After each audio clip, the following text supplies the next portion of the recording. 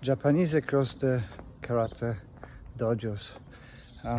Morning, karate 41. I'm Les Bubka, and every weekday morning I share with you a thought about karate.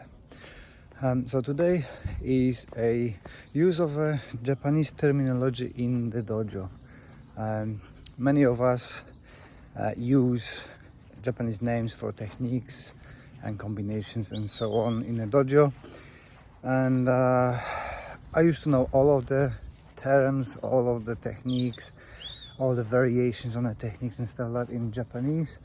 But recently I'm started dropping it because it's just easier to use English, and I used to use the Japanese terms in belief that whenever I go across the world I can communicate with others about the techniques. But more and more I travel teaching, I see that this is a false belief, because my Polish Japanese is completely different to the English Japanese I'm finding here, and completely different to German Japanese, because we all putting our own pronunciations.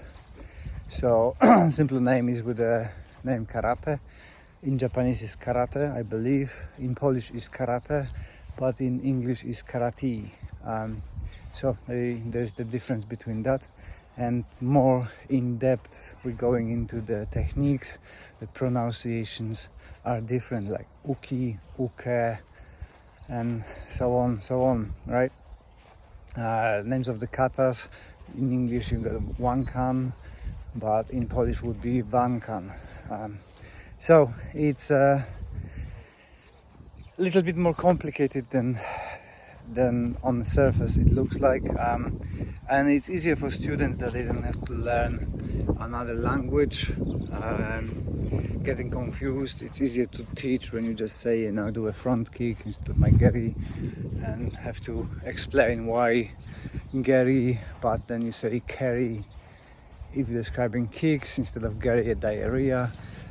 So kind of I think they're using the Japanese terminology is more for geeks, people who like to get in depth, because you have to have a historical and cultural considerations for those things as well. It's not just butchering the language. And I think all the foreigners who just do the pronunciations and do the techniques in your dojo, you're just butchering the English if you don't pay proper attention.